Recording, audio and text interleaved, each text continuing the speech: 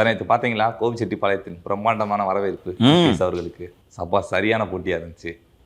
நேற்று அது ரொம்ப ஒரு முக்கியமான ஈவெண்ட்டுன்னு இந்த அதிமுகவே கருதி குறிப்பாக செங்கோட்டையன் ஃபாலோ அவுட்டுக்கு பிறகு இம்ப்ரெசிவாக அதை பண்ணணும் அப்படின்றதுக்காக ரொம்ப மெனக்கிட்டு ஏற்பாடுகள்லாம் பண்ணி கவரேஜும் ரொம்ப நல்லா பண்ணியிருந்தாங்க. அதிசயமாக நேற்று ஏடிஎம்கே ஐடிவிங்கெலாம் நேற்று ட்வீட்லாம் போட்டு இது மாதிரி கோபியில் எடப்பாடியார் அப்படின்லாம் பண்ணிட்டு இருந்தாங்க. அந்த அளவுக்கு இன்ஸ்ட்ரக்ஷன் போயிருக்கு போல இருக்கும். அப்படி தான் ஒரு கட்சி அணுகணும். அது ஒரு ஐயோ செங்கோட்டையனே போய் விட்டாரே அவ்வளவுதான், ஐயோ போச்சு அப்படின்ட்டுலாம் நீங்கள் பண்ணீங்கல்ல, எங்கள் கோட்டை அப்படின்றத நிரூபிக்கணும். ஒரு கட்சி அமைதியாக இருந்துட்டு வேறு ஏதாவது ஒரு இடத்துல போயிருந்தாங்கன்னா பார்த்தியா தூக்கிட்டார் அண்ணன் அப்படின்ட்டு நினச்சிருப்பாங்க. அங்கே போய் காட்டணும். ஸோ அவரோட ஸ்பீச்சிலேருந்து கீ டேக்அவேஸ் என்னென்ன பேசுனதில் எது முக்கியம்ன்ட்டு நீ கருதுற? 2026 ஆட்சிக்கு வந்துட்டு வெற்றி விழாவை கோபிச்செட்டிப்பாளையத்தில் கொண்டாடுவோம் சொல்லிட்டு சொன்னார். கோபி தொகுதி தமிழகத்திலேயே விஐபி தொகுதியாக இருக்கும்னாரு. என் சொந்த தொகுதியை விட இது முக்கியமான தொகுதியாக இருக்கும் அப்படின்னாரு. அப்போ எப்படி மாற்றி போடுவாங்க?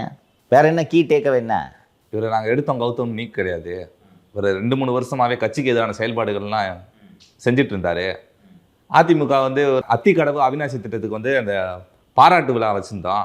அங்கே வந்துட்டு எம்ஜிஆர் அவர்கள் போட்டாவையும் அம்மா ஃபோட்டோ வைக்கலன்னு சொல்லிட்டு நிகழ்ச்சியில் பங்கேற்கல. ஆனால் வந்து அரசு சார்பில் கலைஞர் ஃபோட்டோ மு க ஸ்டாலின் அவர்கள் ஃபோட்டோ வைக்கிறோம், அந்த நிகழ்ச்சியில் போய் பங்கேற்கிறாரு.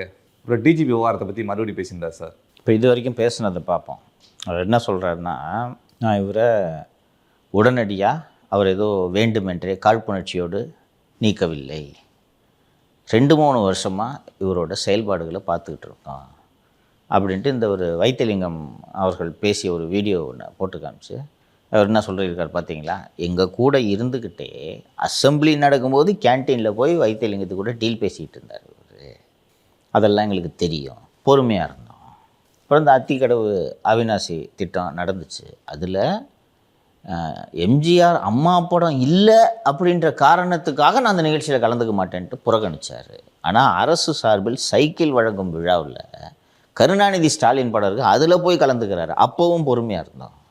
அப்புறம் எல்லாரையும் ஒன்றா சேர்க்கணுன்னு கெடு விதிக்கிறாரு. நாங்கள் எப்படி வேடிக்கை பார்த்துட்ருக்க முடியும்? அப்போ கூட சரி மூத்தவராச்சே அப்படின்றதுனால கட்சி பதவிகளை மட்டும் தூக்கினோம். அதுக்கப்புறம் ஒரு தேவர் திருமகனாரோட அந்த நிகழ்ச்சியில் அந்த ஊருக்கு போயிட்டு இந்த கட்சியை அழிக்கணும்னு நினைக்கிறவங்க கூட சேர்ந்துக்கிட்டு நிற்கும்போது எப்படி வேடிக்கை பார்த்துட்டு இருக்க முடியும்? போதுமான வாய்ப்புகள் செங்கோட்டையனுக்கு கொடுக்கப்பட்டது. பொதுக்குழுவில் தீர்மானமே வந்து ஏற்றிருக்கோம். கட்சியிலேருந்து நீக்கப்பட்டவங்க யாரு கூடயும் தொடர்பில் இருக்கக்கூடாது. ஸோ செங்கோட்டையன் ஒரு துரோகி என்பதை நிறுவுகிறார். ஸோ அதற்கு பிறகு என்ன சொல்கிறார்? இப்போ புதுசாக ஒரு கட்சியில் போய் சேர்ந்துட்டு தூய்மையான ஆட்சியை கொடுப்போம்னு சொல்கிறாரு. எம்ஜிஆர் ஆட்சியில் எம்எல்ஏவாக இருந்தவர், அப்போ எம்ஜிஆர் தூய்மையான ஆட்சியை கொடுக்கலையா? அம்மா ஆட்சியில் அமைச்சராக இருந்தார், அப்போ அம்மா தூய்மையான ஆட்சியை கொடுக்கலையா? துண்டை மாற்றினோடனே இஷ்டத்துக்கு பேசக்கூடியவர் தான் செங்கோட்டையன். உனக்கு அமைச்சர் பதவியெல்லாம் கொடுத்தே, நான் தூய்மையான ஆட்சி அப்படின்னு கேட்குறாரு. ஸோ செங்கோட்டையனோட இமேஜை உடைக்கிறாரா? எப்படி தலையில் தூக்கி வச்சுட்டு கொண்டாடினீங்க நீங்கள் 2 நாள், தலைமை வந்துட்டான்னு. இப்போ அது உடைக்கிறார். கோபியில் அதிமுக வேட்பாளர் வெற்றி பெறுவார் சொல்லிட்டாரா? ஸோ ஃபஸ்ட்டு வந்து ஒரு கிளாரிட்டி வந்திருக்கு. இப்போ இனிமேல் வந்து இந்த அதிமுக தாவக கூட்டணிலாம் யாரும் முணுமுணுக்க மாட்டாங்க, ரைட்டா? அந்த வேலையெல்லாம் முடிஞ்சு போச்சு.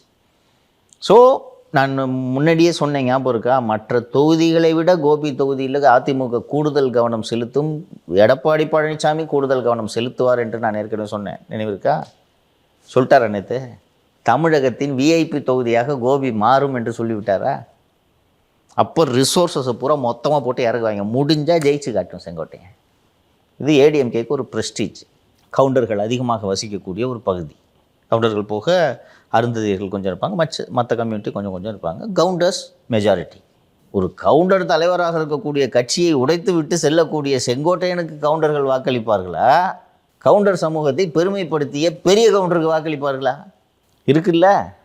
இன்னொன்று, அன்றைக்கி ஒரு பட்டியல் படித்தேன்ல, கேபி கந்தசாமியில் ஆரம்பித்து வரதராஜன், கேவி சின்னசாமி, விஜயலட்சுமி, சிந்து ரவிச்சந்திரன் என்ற ஒரு பெரிய பட்டியலை படித்தேன் அல்லவா?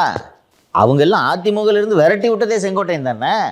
இப்போது அந்த படித்த அந்த நீண்ட பட்டியலில் இருக்கக்கூடியவர்கள் அரசியல் அனுபவம் பெற்றவர்கள், கள அனுபவம் பெற்றவர்கள். இங்கே இருக்கக்கூடிய தாவேக தொண்டர்கள் அத்தனை பேரும் செங்கோட்டையன் மீது பிரியமானவர்கள், விஜய் மீது பிரியமானவர்கள். களப்பணி செய்ய தெரியுமா அவர்களுக்கு? இப்போ பிஎல்ஓஸ் வராங்களே, கூட போயிட்டு ஃபார்ம் ஃபில்அப் பண்ணி ஹெல்ப் பண்ண முடியுமா? பிஎல்ஏஎஸ்ஸாக செயல்பட முடியுமா? இவர்களை வைத்துக்கொண்டு செங்கோட்டையன் எப்படி வெற்றி பெறுவார்? மற்ற தொகுதிக்கெலாம் 15 கோடி செலவு பண்ணுறாங்கன்னா கோபி தொகுதிக்கு 40 கோடி.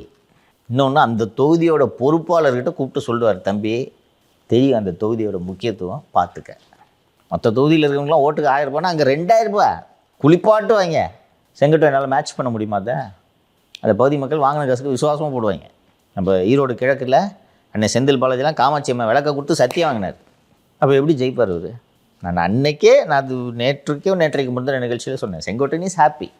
வெற்றி பெறலாம் முடியாது. இன்றைக்கி இந்த கூட்டத்தை பார்க்குறாரு, எங்கள் தலைவன் அண்ணன்ட்டு சின்ன சின்ன பசங்க கத்திக்கிட்டு சந்தோஷமாக இருக்காங்களா? இதுதான் அவருக்கு கிடைச்ச சந்தோஷம். அரசியல் வாழ்க்கை முடிஞ்சிருச்சு.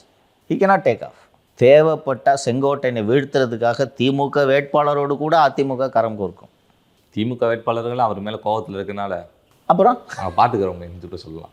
எவ்வளோ கூப்பிட்டா, அண்ணன் சேகர்பாபு கூப்பிட்டார்ல, போனியாங்க.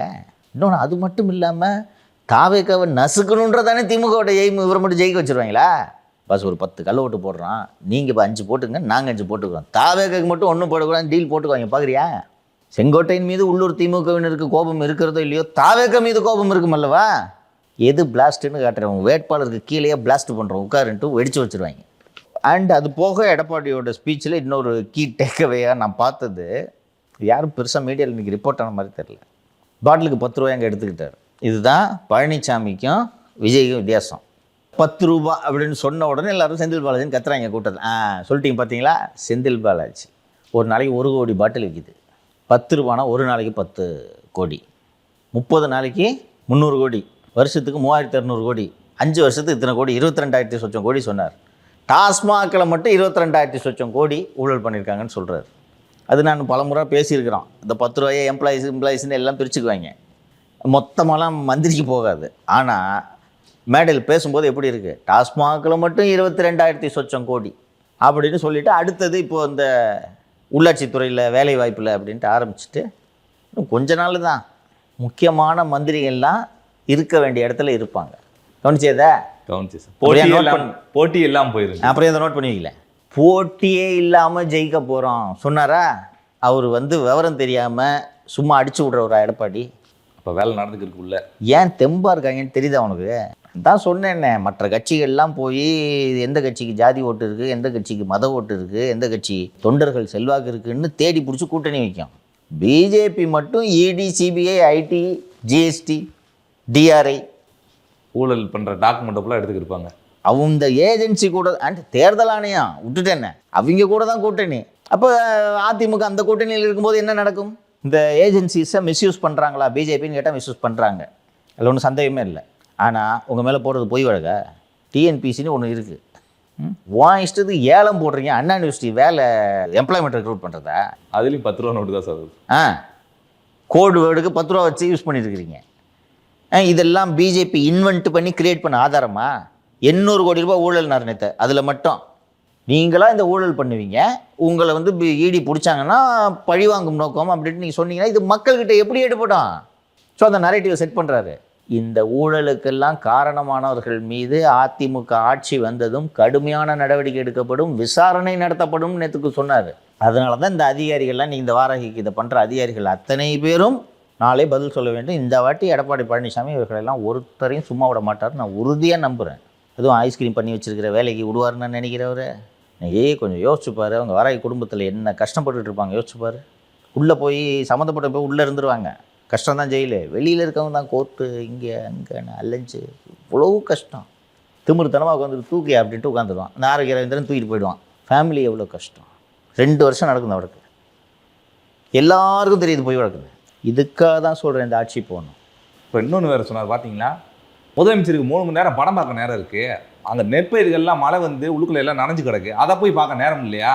தலைமைச் செயலத்துக்கு அந்த நெற்பயிரை கொண்டு வந்து பார்க்குறாரு. அவருக்கு அது என்ன பயிர்னாவது தெரியுமா அப்படின்னு கேட்டார் சார். நான் பெட்டு கட்டுறேன், வரிசையாக எல்லா பயிரையும் எடுத்துகிட்டு வரட்டும், முதலமைச்சர் அடையாளம் காட்டட்டும் அப்படின்னு சொல்கிறாரு. He is playing to his strength. சிஎம்மோட வீக்னஸை சுட்டி காட்டுறாரு. அதாவது மீண்டும் மீண்டும் தன்னை விவசாயி என்று நிறுவுவதன் மூலமாக விவசாயிகளின் பிரச்சனைகளை என்னால் மட்டும்தான் புரிந்து கொள்ள முடியும், தீர்க்க முடியும் என்று நிறுவுவதன் மூலமாக தமிழகத்தில் பெரும்பான்மையாக இருக்கக்கூடிய விவசாய பெருங்குடி மக்களின் ஆதரவு எனக்கு மட்டும்தான் இருக்க வேண்டும் என்பதை பழனிசாமி மீண்டும் மீண்டும் உறுதி செய்கிறார். இன்னொன்று, அவர் சொல்கிறது லாஜிக்கு தானே. பயிர் அழுகிடுச்சு, எங்கப்பா போய் பார்க்கணும்? ஊராக போய் ரோட் ஷோ நடத்த தெரியுது, வாக்கிங் போகும்போது சினிமா ஆக்டருங்களெல்லாம் கூட்டின்னு வந்து பார்க்க தெரியுது, பேச தெரியுது. சின்ன பொண்ணியாது ஒரு கமல் பொண்ணு, அது கூடலாம் ஷூட்டிங் எதேச்சையாக சந்தித்தார்களாம். எங்களுக்கு தெரியாது உங்கள் எதேச்ச உளுத்து போன ஊழல் ஆட்சியை நடத்தி விட்டு ஸ்ருதிஹாசன் கூட போய் முதலமைச்சர் வாக்கிங்கில் சந்திச்சாருன்றத செய்தி வெளியிடுறதுனால எவையா ஓட்டு போடுவோம்? யார் உங்களுக்கு இந்த ஐடியா கொடுக்குறது? அப்போ ஒரு ஸ்ட்ரென்த்துக்கு ப்ளே பண்ணுறது தெரியுதா? நான் ஃபீல்டில் இறங்கி பார்க்குறேன். ஊராக போகிறாரு, இங்கே வந்து பயிரை பறி கொடுத்துட்டு இருக்க விவசாயியோட குறைய கேட்குறது உங்களுக்கு என்ன பிரச்சனை? அந்த பயிரை ட்ரேல வச்சு எடுத்துன்னு வந்து தலைமைச் செயலகத்தில் பார்க்குற முதலமைச்சருக்கு எப்படி விவசாயிகளோட கஷ்டம் தெரியும்னு நிறுவுறாரு. இதுக்கெல்லாம் நீங்கள் பதிலே சொல்ல முடியாது இல்லை? ஒரு 2 மாதம் முன்னாடி இருந்ததுக்கும் டிசம்பர் பிறந்துருச்சு, இப்போக்கும் வித்தியாசம் தெரியுதா? சார், செங்கோட்டையன் அவர்கள் அதிமுகவில் அதிருப்தியில் இருக்க நிர்வாகிகள்லாம் பேசி தாவேக சைடு இழுக்கிறதுக்கான பேச்சுவார்த்தைகள் நடந்துக்கிட்டு இருக்கதா இன்னைக்கு செய்தியில் வந்திருக்கு சார். போகிறாங்களாப்பா? யார் போவா? எடப்பாடி பழனிசாமி அவர்கள் பொதுச்செயலாளர் தூக்கிட்டு நினச்சிட்ருக்கேன். கொங்கு பகுதியை சேர்ந்த ஒரு மூத்த தலைவர்கிட்ட பேசிகிட்டு இருந்தேன். இது மாதிரி நேர்வுகள் அவர் பேசாமல் அரசியலேருந்து ஒதுங்கியிருக்கலாம் சார். இப்போ எங்கள் வீட்டில் ஒரு விசேஷம் வைக்கிறேன், நான் நேராக போனால் சங்கடமாக இருக்கும்னு சொல்லிட்டு நான் எங்கள் வீட்டில் இருக்கவங்களுக்கு சொல்லி போய் பத்திரிக்கை கொடுத்துட்டு வந்துட சொல்லிடுவேன். அவர் அந்த நிகழ்ச்சிக்கு வரமாட்டார் சார். அதே மாதிரி அவர் வீட்டில் ஏதாவது விசேஷம் வச்சாங்கன்னா எங்களால் போக முடியாது. இந்த மாதிரி உறவே கெட்டு போயிடும் சார். ஒரு நாள் ஆகிடுச்சு, அவர் பேசாமல் ஒதுங்கியிருந்தாருன்னா எல்லாருக்கும் மரியாதை. இந்த மாதிரி ஒரு வேலையை போய் பண்ணிவிட்டு தூய்மையான ஆட்சி கொடுப்போன்ட்டு இப்போ நேற்று ஆரம்பித்த கட்சிக்கிட்ட போய் கட்சி தலைவரை போய் இப்படிலாம் பேசினான்னா அதிமுக எவன் சார் ஏற்றுப்பான் அப்படின்னாரு. செங்கோட்டையன் நம்பகத்தன்மை ஆளுமை என்ன என்பதை ஜென்சி கிட்ட நம்பலாம், அதிமுக நம்புவானா? ஸோ அந்த 2 நாளாக வாட்ஸ்அப்பில் நான் தான் சொன்னேன் இல்லை, கேபி முனுசாமி போகிறாரு, தங்கமணி போகிறாரு, வேலுமணி போகிறாரு, இவர் போகிறாரு, அவர் போகிறாருன்னு இவங்களா அடிச்சுக்கிட்டு மெசேஜ் தானே போட்டு விடு அப்படின்னு இவர்கள் அதை பயன்படுத்தி கொண்டிருந்தார்கள். But nobody will go. நீங்கள் நம்ம விரிவாக ஏற்கனவே பேசிட்டோம். செங்கோட்டையனே எடுத்துக்கிட்டிங்கன்னா செங்கோட்டையனுக்கு இந்த தூய்மையான ஆட்சியை கொடுக்கும் தலைவர் மீது அதிமுகவிலிருந்து நீக்கும் வரை நம்பிக்கை வரவில்லை அல்லவா? நீ சொல்கிறீங்க இருக்கிறதுலே தூய்மையான பியூர் ஃபில்டர்டு ஆட்சியை தலைவர் கொடுப்பார் என்று. இது ஏன் உங்களுக்கு கட்சியிலேருந்து நீக்கிற போன வாரம் வரைக்கும் ஏன் தோணல? நீ உண்மையிலே ஒரு ஆர்குமெண்ட்டுக்காக வச்சுக்கிட்டாலும் கட்சி பதவியிலேருந்து தூக்குனாங்கல்ல, அன்னைக்கு இந்த கட்சியை தேவையில்லை எனக்குன்னு தூக்கி போட்டுட்டு நீ போயிருந்தானா கூட அதை நான் ஒத்துக்குவேன். தூக்கி குப்பை மாதிரி தூக்கி வெளில போட்டு நீ இனிமேல் இந்த ஏரியா போட்டு வரக்கூடாதுன்னு சொன்ன பிறகு தூய்மையான ஆட்சின்னு சொல்லிட்டு போகிறீங்க. நல்லது, ரைட்டா?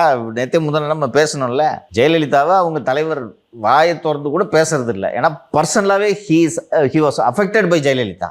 இவர் நான் அம்மா படத்தை வச்சுக்கேன், தலைவர் ஒன்றும் சொல்ல மாட்டேன்னா கூப்பிட்டு என்ன சொல்ல முடியும்? அந்த படத்தை எடியா அப்படின்னு சொல்ல முடியும்? அதனால நல்லா இருக்கும். ஓகேவா? நல்லது. ஏடிஎம்கே பற்றி பேசிட்டேன் சார். அப்படியே என்டிஏ கூட்டணிலையும் ஒரு செய்தி வந்திருக்கு. என்டிஏ கூட்டணிக்கு யாராவது களங்கம் விளைவிக்கிற மாதிரி செயல்பட்டாங்கன்னா அவங்கள கட்சியை விட்டு நீக்கிருங்க, உடனடியாக நடவடிக்கை எடுத்துருங்க அப்படின்னு சொல்லிட்டு தலைமை சொன்னதான் அன்றைக்கி செய்தி வந்திருக்கு. அண்ணாமலை மற்றும் அவரது ஆதரவாளர்கள் கட்டம் கட்டப்படுகிறார்கள்னு நான் தொடர்ந்து கொஞ்ச நாளைக்கு முன்னாடியே நான் சொன்னேன். அதோட நீட்சி தான் இது. கண்ணா அப்படின்னான்னு எழுத்து வாங்கிப்பா, பூரா அர்ரமெண்டலுங்க. இந்த அண்ணாமலை ஆர்மின்னு சொல்லிட்டு சுற்றுறவன் பூரா அர்ரமெண்டல். உலகத்திலேயே அண்ணாமலை தவிர வேறு லீடர் இல்லை, அவ்வளோதான். அண்ணாமலை அமெரிக்க அதிபர் ஆக வேண்டியவர், உங்கள் புண்ணியம் தமிழ்நாட்டுக்கு அவர் கிடச்சிருக்கிறார். இந்த ரேஞ்சுக்கு தான் எழுதிட்டு இருப்பாங்க. சரி, ரைட்டு, நீங்கள் அவரை புகழ்ந்துக்குங்க, நாங்கள் ஒன்றும் தப்பு சொல்லலை. அதுக்காக நயனார் வேஸ்ட், கட்சிக்குள்ளே இருந்துக்கிட்டு அவர் வேஸ்ட்டு. செங்கோட்டையன் போன உடனே எடப்பாடி செத்துட்டாராம். இது மாதிரி மீன் அவன் பூரா இந்த தீவிர அண்ணாமலை ஆதரவாளர். ஸோ இன்னொன்று, இதை நீங்கள் போட்டு நடவடிக்கை எடுக்கலைன்னா எடப்பாடி பிஜேபியினரை பார்த்து என்ன நினைப்பார்? இப்படி ஏற்கனவே பண்ணி தானே 24 கூட்டணியை உடச்சி விட்டு உங்களையும் தோக்கடிச்சாரு. So we will not tolerate this-ன்றது ஒரு உறுதியாக சொல்ல வேண்டும். ஸோ இனிமேல் இந்த பிஜேபி கட்சியில் எதிர்காலம் வேண்டும் என்று நினைப்பவர்கள், நீங்கள் வந்து அன்பு கூட்டத்து கூட சேர்ந்துக்கிட்டு எதிர்காலம் வேணும்னு சொன்னீங்கன்னா நீங்கள் போய் வெளியில் போயிட்டு நீ ஏதாவது பண்ணிக்கங்க. இங்கேயே உட்காந்துக்கிட்டு நான் இங்கேயே அண்ணாமலையோட அன்பு கூட்டம் அணியாக நான் செயல்படுவேன், எடப்பாடியை விமர்சனம் செய்வேன், அதிமுக விமர்சனம் செய்வேன், நயினாராக எதிரே விமர்சனம் செய்வேன்னா 1 மணி நேரம் கூட பார்க்காதுன்ட்டு முழு அதிகாரம் நயினாருக்கு கொடுக்கப்பட்டு விட்டது. இனிமேல் இங்கே உட்காந்துக்கிட்டு இவர் எடப்பாடி சரியில்லை, அந்த கட்சி செல்வாக்கு இல்லை, இது ஏடிஎம்கே இல்லை, எடப்பாடி டிஎம்கே, இப்படிலாம் விமர்சனம் பண்ணிட்டு இருந்தீங்கன்னா 1 மணி நேரத்தில் தூக்கிடுவாங்க. அப்போ இப்போ அண்ணாமலை எப்படி இவர்களை தூண்டிவிட முடியும்? இங்கே உட்காந்துட்டு இவ்வளோ நாள் இந்த வேலை பண்ணிட்டு இருந்தாரா? ஒரு எந்த எல்லைக்கு இது போச்சுன்னா டிடிவி தினகரனெல்லாம் விட்டு பேச சொல்கிறது. நீ வாங்கச்சியை பாரு. ஏன்னா அண்ணாமலை இருந்த வரைக்கும் பிஜேபி நல்லா செயல்பட்டுச்சு, ஒரு நயினார் சரியில்லை அந்த அளவுக்கு. இல்லை சார், இது எப்படி நம்ம புரிஞ்சுக்கணும்னா அண்ணாமலை அவர்களால் பேச முடியல, என்னோட தான் நீங்கள் பேசுங்க. அன்னைக்கே நான் சொன்னேன்ல, டிடிவி இவ்வளோ நாள் இல்லாமல் திடீரென்று விமர்சனம் செய்வதற்கான காரணம் அண்ணாமலையின் தூண்டுதலில் இதை செய்கிறார்கள்னு. ஸோ இப்போது அதெல்லாம் முடிஞ்சிட்டு இப்போ கட்சியில் இருக்கிற ஒரு சின்ன தொண்டை சோஷியல் மீடியாவில் கூட நீங்கள் இந்த கட்சியோ அதிமுகவை விமர்சனம் செய்யக்கூடாது என்ற நிலைமைக்கு கொண்டு வந்து விட்டார்களா? ஸோ இனிமே இது மாதிரியான சலசலப்புகள்லாம் இருக்காதுல்ல சார்? ஏன்னா இப்போ வந்து பயப்படுவாங்க கட்சியில் இருக்கவங்க, இந்த மாதிரி பேசணும் மூலமா நம்ம நீக்கப்பட வாய்ப்பு இருக்கு அப்படின்னு. அடிப்படை உறுப்பினர் பதவியிலேருந்து நீக்கிறாங்க. இனிமேல் பிஜேபி வெளியில் போய் என்ன வச்சும் பேசிக்கப்பா, இங்கே உட்காந்து பிஜேபின்னு சொல்லிட்டு பேசாது. அண்ணாமலை ஆர்மின்னா அந்த ஆர்மியை எல்லைக்கு தாண்டி வச்சுக்கோன்னு சொல்லிட்டாங்க, இந்த எல்லை உள்ளே வராதுன்ட்டாங்க. அதனால் இது செய்ய வேண்டியதுதான். கூட்டணி கட்சின்னு வச்சுக்கிட்டு இந்த கட்சியை சேர்ந்த ஒருத்தர் கூட்டணி கட்சி தலைவர்களை இழிவாக பேசுவதை வேடிக்கை பார்த்து கொண்டிருந்தால் நீங்கள் எப்படி கூட்டணி கூட சேர்ந்து ஒன்றா அந்த தேர்தலில் பயணிக்க போகிறீங்க? So it's a good decision. This a message to Annamalai. அவ்வளோதான். நறுக்கிடுவோம் ஒட்டை, அதான் மீனிங்.